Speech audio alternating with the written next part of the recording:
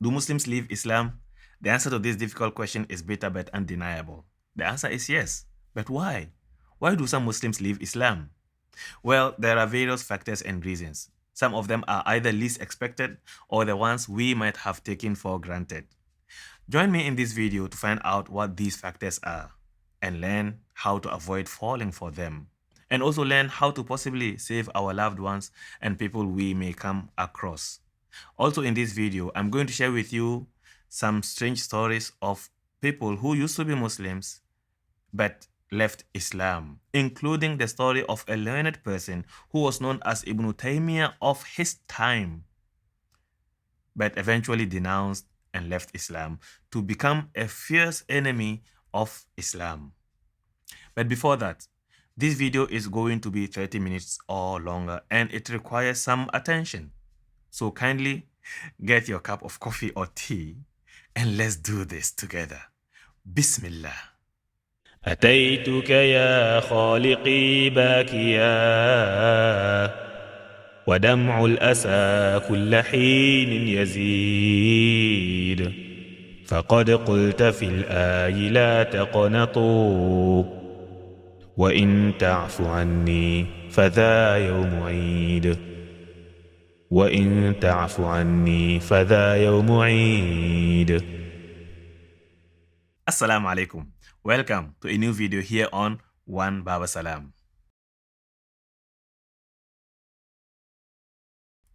Sheikh Faiz Al-Kandari is a Kuwaiti ex-detainee at the infamous Guantanamo Bay prison. He was 27 years young when he traveled to Pakistan and then Afghanistan. His only objective of going there was to build mosques and some water wells.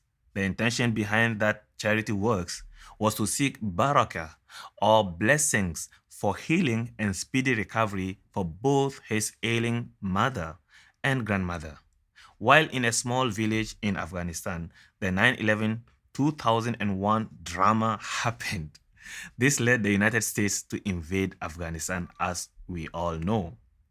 Arabs and foreign Muslims were the first targets for whom the Americans searched to capture in Afghanistan. Sheikh Faiz was captured as he tried to return to Pakistan. The following year, in 2002, at 28 years of age, he was flown to Guantanamo. He spent the next 14 years in the ugliest prison that was ever built for the most evil reason. He spent 14 years of his youth life in Guantanamo without charges, let alone trial. He was released in 2016. By then, he was 42 years old. In the 14 years he spent in Guantanamo, Sheikh Faiz saw all sorts of wonders. He also got the opportunity to meet and listen to many of the Taliban and Al-Qaeda fighters. He narrated some of those stories in his video documentaries and other interviews. One of the interesting stories which he heard from them, which is relevant to this video, is about a highly masculine fighter of Al-Qaeda.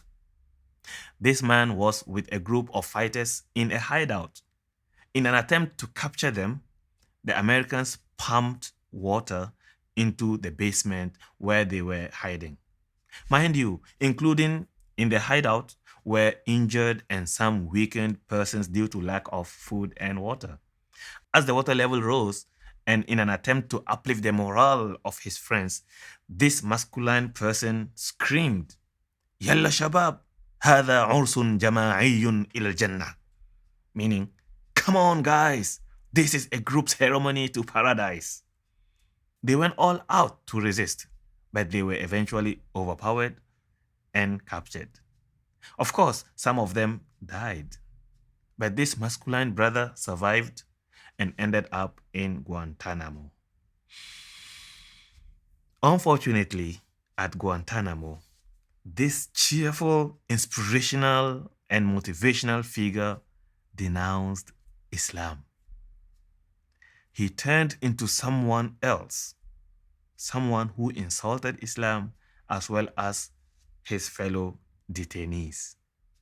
For more on this story and others, check out two of Sheikh Faiz Al-Kandari's stories or series, links in the description below. Now, What is the moral of this story? The moral of this story is that, theoretically, many of us have got a very strong faith and belief. However, practically, on the ground, that strong faith and belief may not be as it seems theoretically. For instance, as you and I are together right now with our strong faith and Iman, how many of us have the courage and are ready to go and fight in a battlefield? I am yet to have that courage, to be honest. I am sure you will agree that this man who had gone to fight, he certainly went with a strong faith. Yet, this man with strong faith who has gone to fight had denounced his faith, his Islam, when he was put under extreme pressure. My assumption can only be that you and I, we have foundation in our religious knowledge. Yet, we don't have that courage. If this is our situation, what more about those among us with weaker foundation in religious education? Anyway, what does it mean to leave Islam?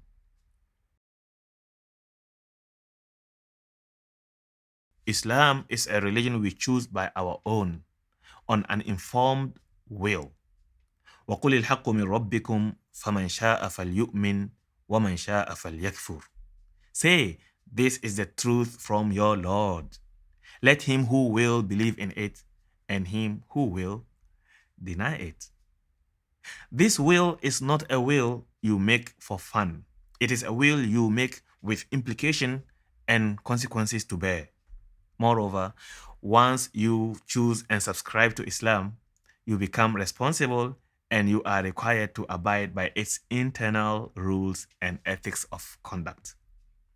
In other words, Islam is not for the lazy, nor is it for those who follow their heart desires. Islam means work, and continuous work indeed.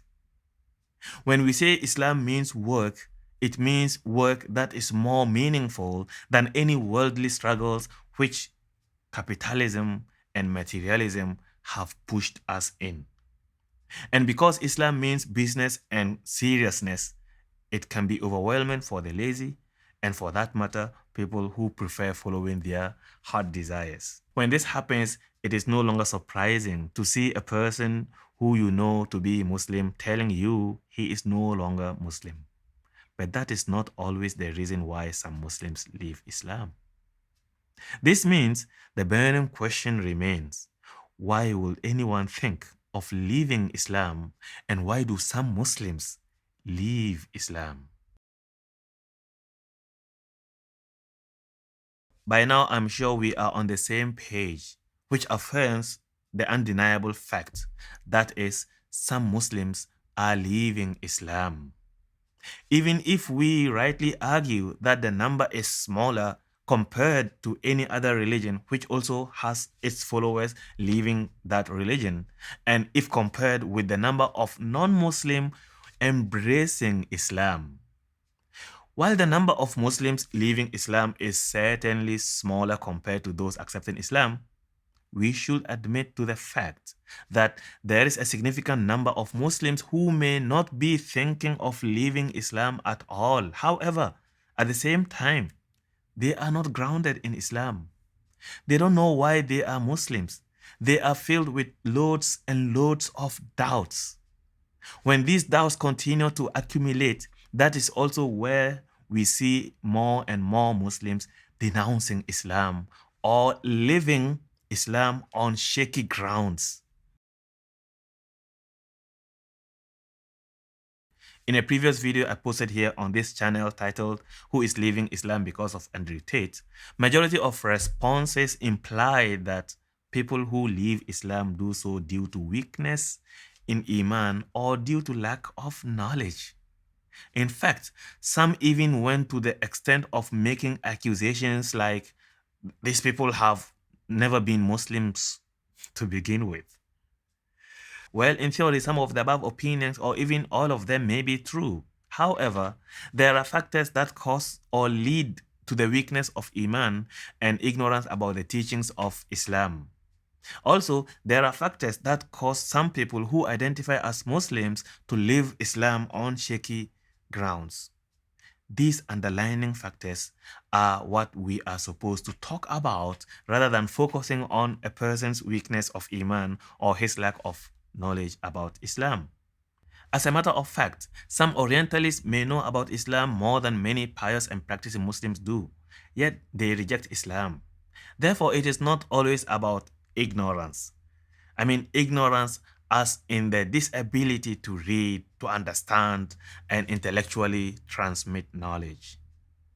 On the mention of Orientalists who know about Islam more than many Muslims, yet they don't submit to Islam, make sure to watch to the end of this video to learn about a learned person who was known as Ibn Taymiyyah of his time, who eventually denounced Islam and left it to become a fierce enemy of Islam. Now, following are some 6 main factors that contribute to some Muslims leaving Islam.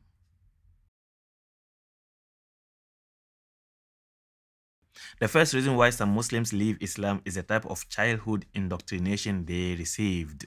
In other words, we can strongly claim that one of the strongest factors that strengthen Islam in the heart of the Muslim is his childhood education.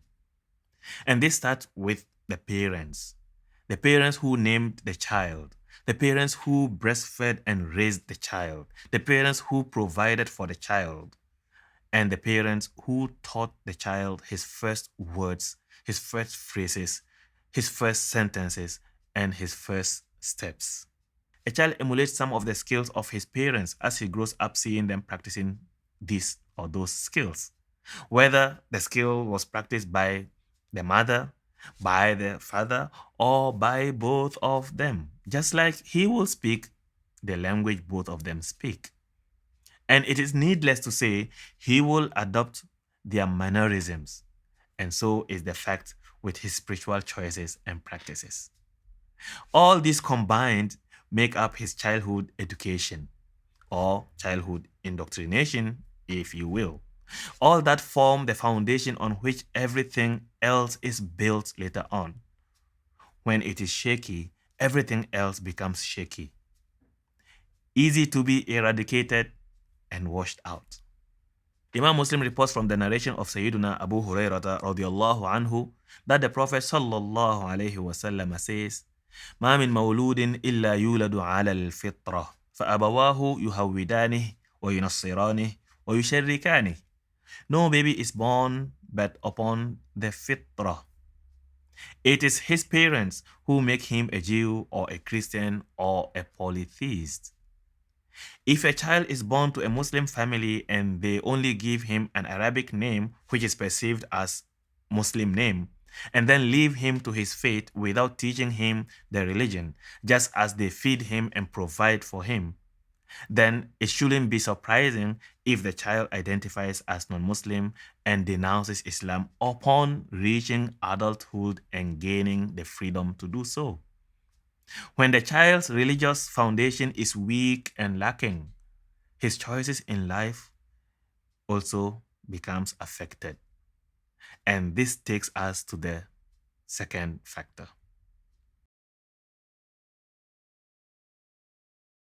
When a child's religious foundation is weak and lacking, his compassion for choices in life is affected.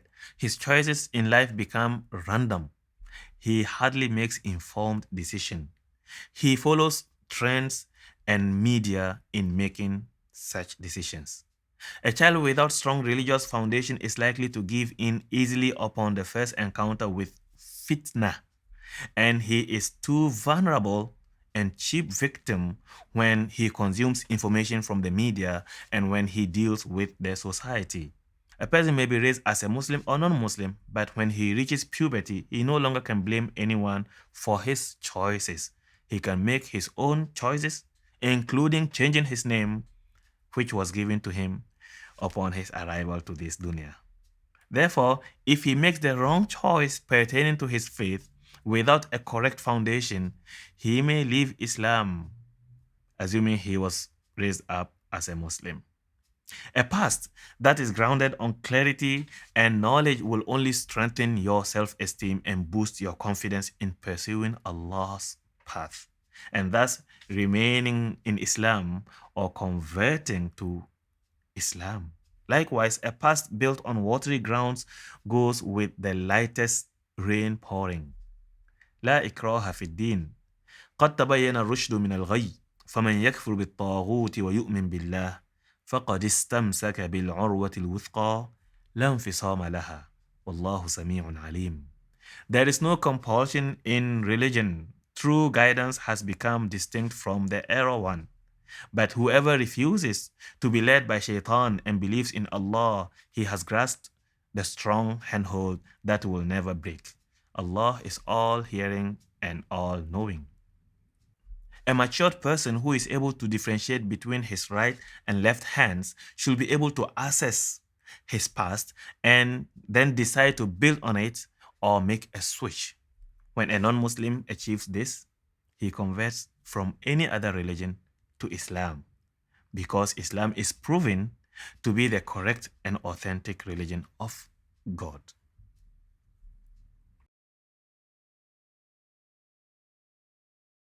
A person who is dressed in all white and clean clothes is careful about his actions and movements.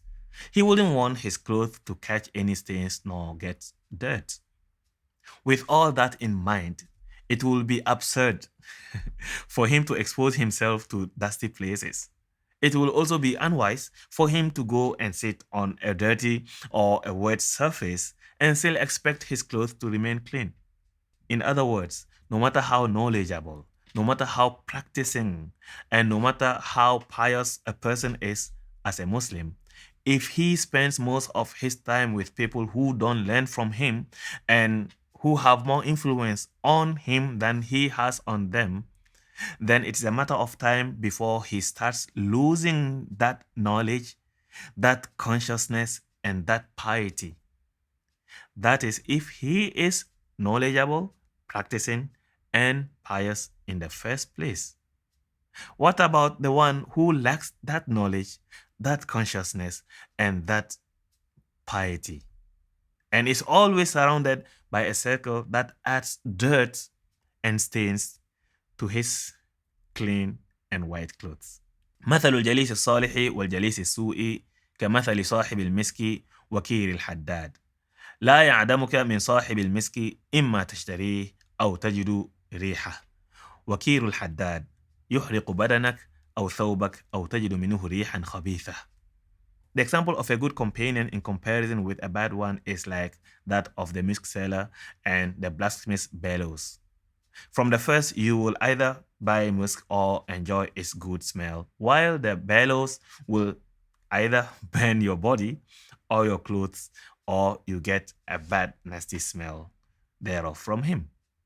Let's admit it, we live in a time when secular education is made superior over religious education. Yes, it is made superior, but in reality, it is not superior. Sadly, even religious parents, we send our children to study full-time secular education and part-time religious education. In the end, the religious education can hardly have any impact at all on the child if compared with the impact of the secular education leaves on him. Yet, we as parents expect our children to be equally religious-minded as they are secularly minded.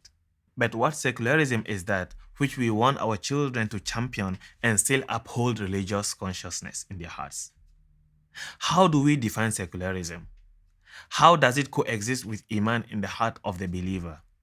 If we are honest with ourselves, we will know that secular mindedness is close to leading one out of Islam than bringing him close to Islam. In a nutshell, once one exposes himself to the fitnah that casts doubts about his religion or the true faith in his heart, then it is a matter of time and he will fall for that fitnah. Fitnah here comes in the forms of ideas, in the form of wealth, in the form of position, in the form of company, and through persons institutions, organizations, and nations. We cannot deny the impact of the media in shaping mindsets, and for that matter, our mindsets and worldview. Therefore, whoever solely depends on the media for his information and his spiritual maturity is likely to be misinformed and, for that matter, be misguided than not. This is even truer if the person happens to be having inferiority complex. He becomes an easy victim of the media. Not only will he swallow everything the media feeds him with without a second thought, he will never appreciate himself and what he possesses.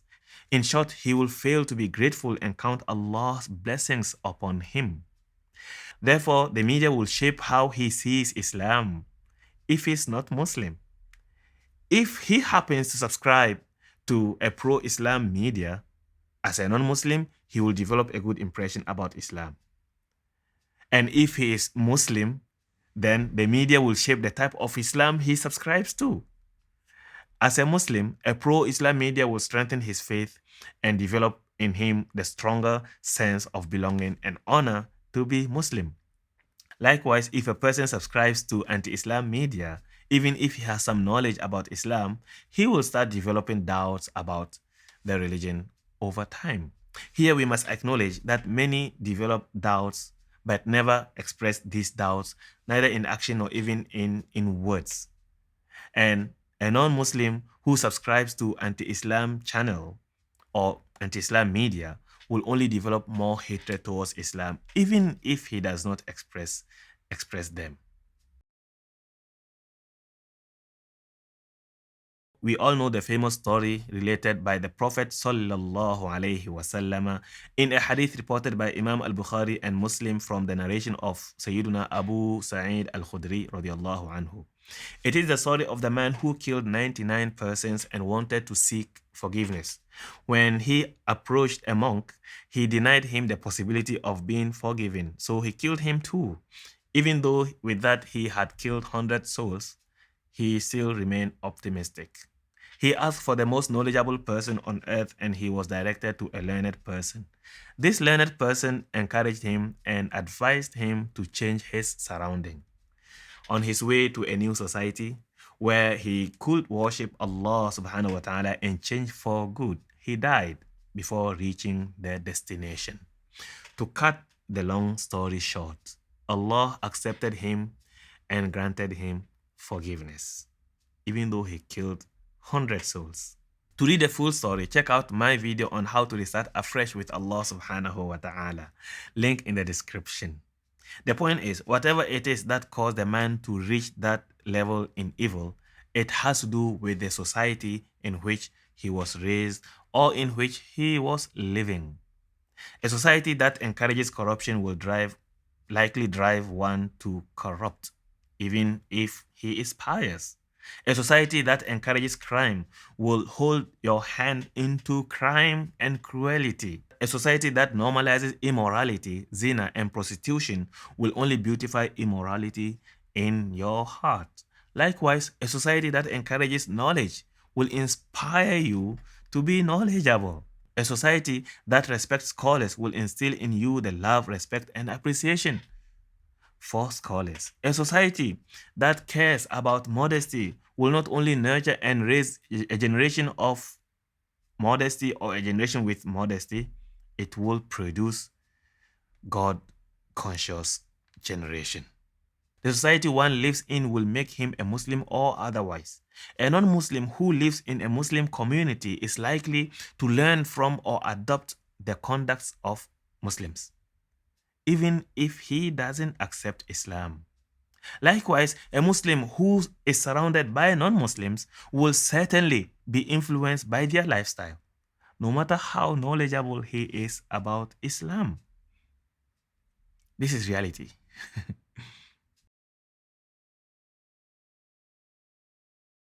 Depression. Depression is more than just a factor that causes some Muslims to leave Islam. Yes, it is more than just a factor because it is a byproduct of all the above factors mentioned or some of them combined. and probably in addition to some other factors that are not indicated in this video.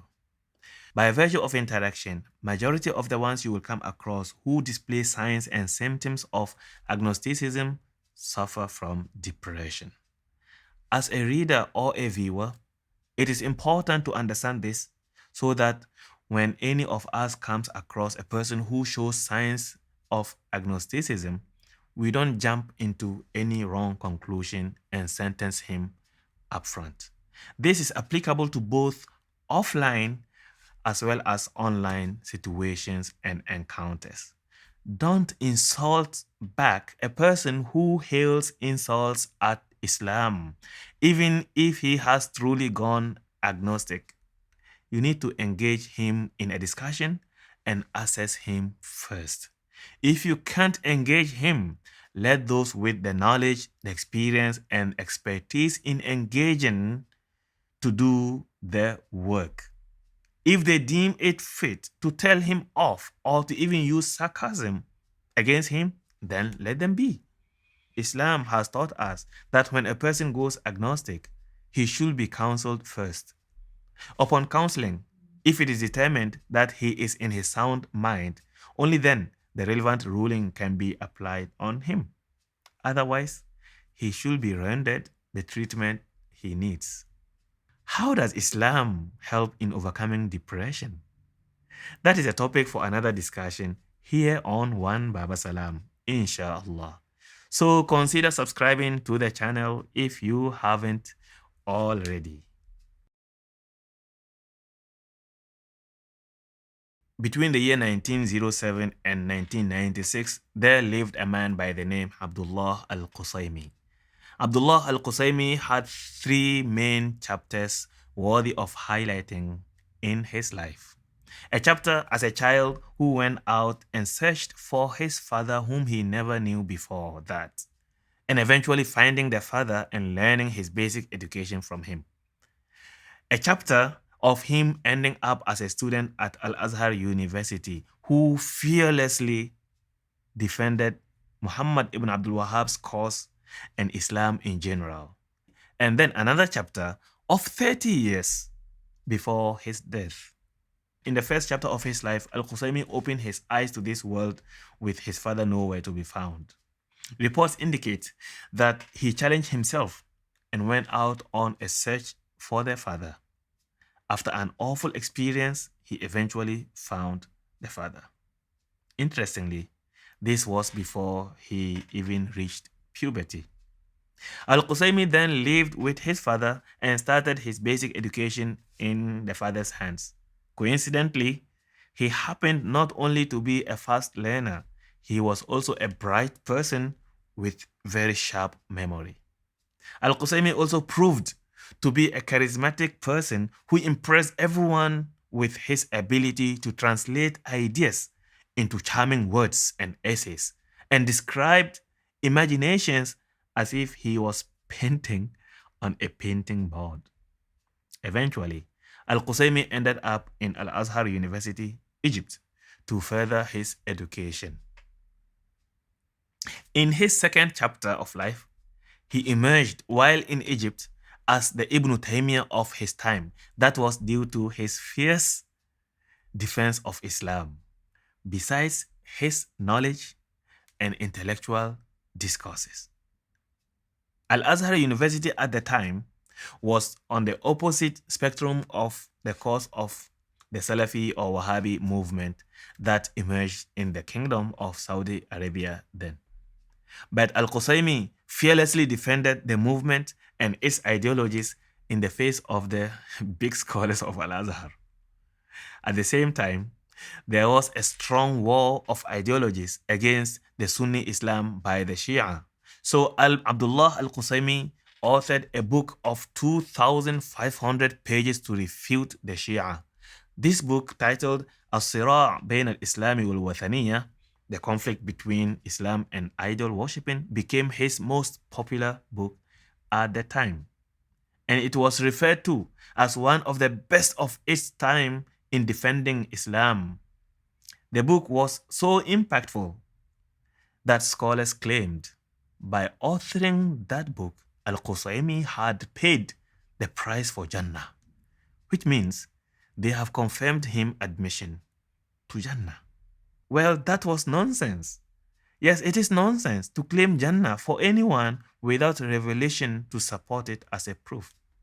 However, this claim comes to tell how powerful and impactful the book was and how engaging its author was. Furthermore, not only did al-Qusaymi author books refuting the Shia, he also authored books against agnosticism who challenged certain hadith in Islam. Now, the third chapter of the life of Abdullah al-Qusaymi started in Egypt when he started showcasing dubious standards regarding Islam. All of a sudden, al-Qusaymi authored a book that stands in the extreme opposite of all the good books he had written in defense of Islam. That was a clear declaration of agnosticism. Al-Qusaymi from that moment on, continued to mock Islam, insult Islam, and use every opportunity to spread misguidance. As a Muslim, al-Qusaymi was an asset for the Muslim Ummah before his turnaround. So much so, poets said poetry in his praise. However, he failed to realize that knowledge alone isn't enough to safeguard one's religion or faith when he is upon the correct faith. He also failed to realize that we are constantly in need to subject ourselves to Allah and be in a constant mode of asking and praying for his guidance. If you are interested to know more about Abdullah al-Qusaymi, then stay tuned on gsalam.net, as I will be writing and giving as much insight and lessons we can learn from the al-Qusaymi phenomenon. Once the article is done, I will update the description of this video for easy access to it and other articles, inshallah ta'ala. Guidance to the right path is something Allah subhanahu wa ta'ala grants whomever He wills. However, He grants it to who asks for it and puts in the effort to preserve it. The more mindful a person is, as well as the more effort he puts in for the sake of preserving and purifying his faith, the higher he will be raised in ranking with Allah subhanahu wa ta'ala. And vice versa. The less he cares about his faith, the lower on the ladder of faith he will be. The Muslim should observe the factors mentioned above to safeguard his faith. Even with that, he should never take it for granted. The story of the group ceremony to Jannah, as well as the story of al-Qusaymi, are two good examples. This is because even the Prophet ﷺ, who is confirmed to be the first to set foot into Jannah, did not take it for granted either. In other words, regardless of the strength of your faith, faith is one of the things we can't take for granted until you find yourself already settled down in Jannah. The Prophet ﷺ used to pray for consistency and firmness in his faith by repeating this dua. Ya muqallib al-qulub, thabbit qalbi ala dinik. O Allah, the controller of the hearts, make my heart firm to your religion. Link to this dua is provided in the description below. The good news is, when Allah subhanahu wa ta'ala preserves for you your faith, none can take it away from you. So one must never ever think he is smart enough to safeguard his heart of faith on his own. None should ever be fooled to take his faith for granted because he is made to believe that he has a strong faith or he's smart or bright whatsoever. Now, back to the question we opened this video with. Why do some Muslims leave Islam?